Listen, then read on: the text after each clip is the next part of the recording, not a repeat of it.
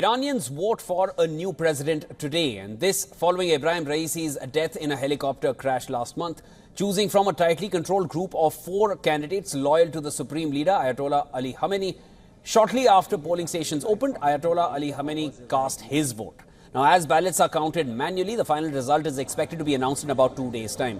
Now, the question is, who will be Iran's pick as the next president? 80 candidates entered the race to be president. The Guardian Council approved 6, barring all 7 of the women candidates. And in the final stretch, 2 of them, both conservatives, have already dropped out.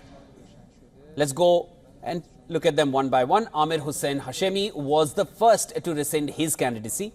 Hashemi was one of Raisi's vice presidents, and he had campaigned on a continuation of the former president's policies. And as he pulled out, Hashemi urged other conservative candidates to offer a united front. Soon after Hashemi pulled out, Tehran's mayor Ali Reza Zakani joined Hashemi and boarded the withdrawal wagon.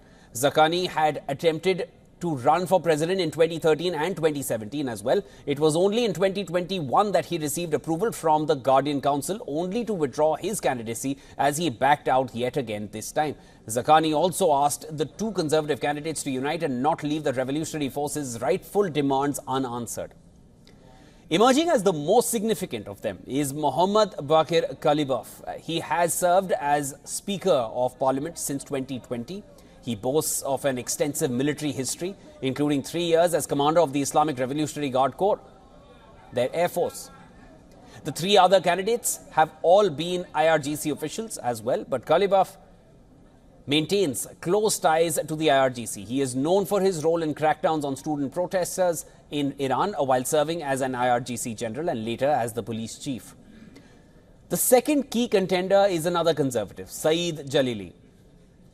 Though he served as the country's nuclear negotiator, Jalili is a critic of international negotiations over Iran's nuclear program.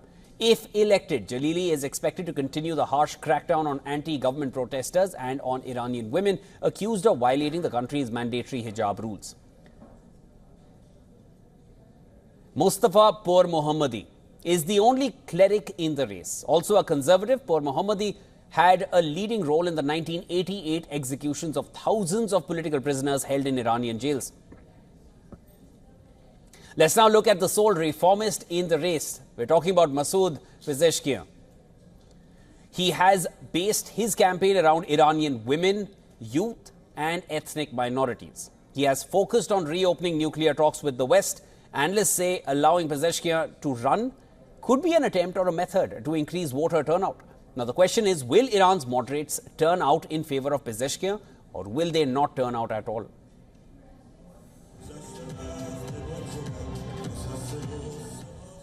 Now, our correspondent Anas Malik sent us this exclusive report from a polling station inside Tehran. Listen to this. We're inside a polling station here in Tehran city, and what you see behind me is people who are lined up to vote and exercise their right to vote. Now, to take you through the voting process, first the voters will come in, they will give in their ID. There's a polling officer who will check their ID. Then it comes to the verification phase through this machine that is there. The ID is verified. Once the ID is verified, then it is passed on to the polling agent and to the balloteer, who issues them a ballot paper.